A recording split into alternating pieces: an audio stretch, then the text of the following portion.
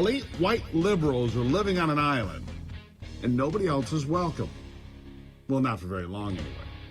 You see, the left is on this island where they proclaim that they are compassionate and caring. And beyond their control, out here in the untamed lands of America, there are dangerous elements of white supremacy, white nationalism, and even domestic terrorists that are ready to tear down the very republic in which we live. These monsters, they tell us, are fascists and are on a hair trigger to burn the place down. These Trumpers, these radical MAGA people, extreme MAGA people, except it seems the news traveling to the nearly all-white island of left-wing demagogues is traveling slow these days. It seems the island is cut off from reality. On the ideological island, the left-wing socialist Democrats, led by Joe Biden in the White House, proclaim the economy is thriving, despite runaway inflation.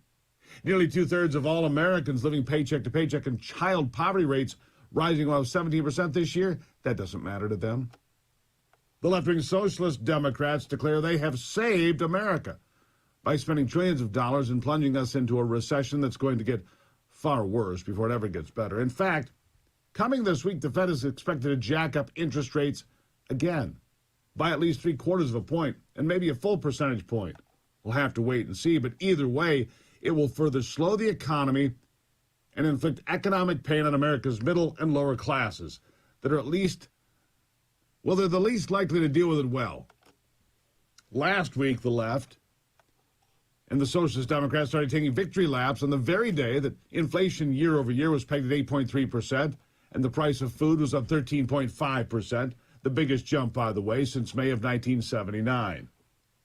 The left-wing Socialist Democrats are truly living on an island far removed from the mainland in any sense of reality. They seem to be surrounded by an ocean of former news outlets and social media sites willing to keep the truth far away from their shores and keep everyone afloat on a sea of lies and lit up daily by powerful gaslighting. But the erosion of that security is beginning to show itself. And the danger to the Democrats is pretty clear.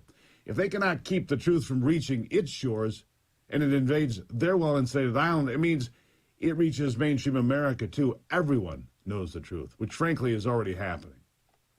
The move by Republican governors like Greg Abbott in Texas and Doug Ducey in Arizona to send buses of illegal aliens to places like New York City, Washington, D.C., Chicago, and now Philly has really shown these people for who they are, charlatans.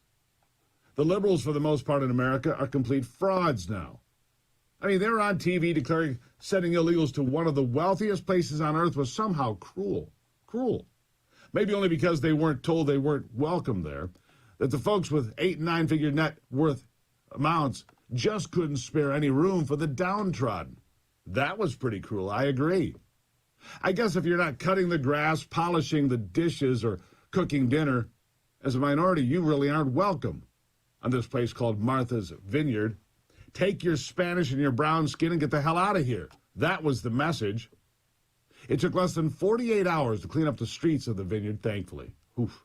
And to make sure the riffraff from south of the border was safely back on the mainland where it belongs, so that those living on the island could resume their life of make-believe and virtue signaling.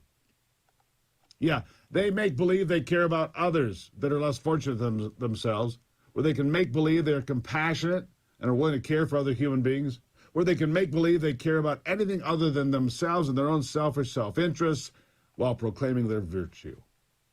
Yeah, they proclaim how virtuous they are, but prove daily that is far from the truth. Those 50 illegals, give or take, sent to the island courtesy of Florida Governor Ron DeSantis, who said after more than 70 packed flights were sent to his state by the Biden administration, it was time to share the wealth, to send them to greener pastures. And would have you thought that those who have multi-million-dollar summer homes with yards decorated with signs proclaiming no human can be illegal, and we support sanctuary cities, you'd think they'd step up. You'd have been very wrong. NIMBY is an old acronym. It means not in my backyard. NIMBY. Oh, we want this, but not in my backyard. Now it means something completely new and more specific, because now it means not in Martha's backyard. NIMBY. Not in Martha's Vineyard's backyard. That's right, because the virtue-signaling elitists living on Martha's Vineyard turned out they had a lot more wine than cheese to feed these people. They couldn't take care of 50 people. They think the poor border towns in America should clean up the mess. Yeah, really. Martha's Vineyard has 20,000 permanent residents. They had 50 people show up.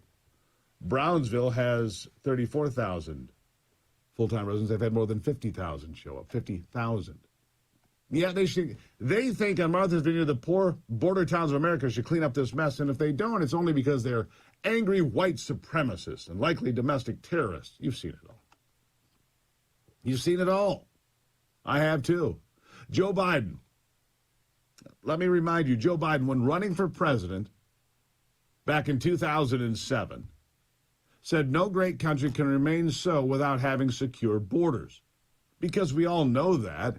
Even that little modicum of common sense entered his little pea brain. Listen to this. What do I think about the control of our borders? What would I do about it? Ladies and gentlemen, no great country can say it is secure without being able to control its borders, period. What I would do about it was what I proposed to do about it almost 13 years ago. I would radically ramp up the number of border security guards we have, the use of electronic surveillance material we have to guard the border, and a number of what they call virtual fences. They're not literally fences, virtual fences from aerostat balloons on to whereby we can control the border. Much, much better. Yeah, much, much better. I guess he had a different opinion then about controlling the border. If you don't have borders, you don't have a country, right? And I've got a lot more. We're going to dig deep into this. Plus, the president was on 60 Minutes yesterday. In case you missed it, the president was on 60 Minutes. Yeah. Oh, he's a peach. He says that the economy is doing well. It just went up an inch. It's just barely. It's not like the things are too bad. Worst inflation in 40 years or more. And Joe Biden's, oh, it's fine. It's all good. Let me tell you something. A couple of things are happening right now. His poll numbers came way back for the last month or so. Now it's starting to take a decline, a slide. More inflation, more gaslighting, more Americans rejecting that message altogether every day, including you. Including you. And a lot of other folks, too. It's the Steve Gruber Show. Good to have you here as we kick it off. Check out the website. Go pick up a copy of the new book, America in Her Own Words, Volume 1. Check it out. It's just $10. I'll sign it for you. Send it your way. Selected quotations from great Americans. Selected by me, of course. It's the Steve Gruber Show. I'll be right back.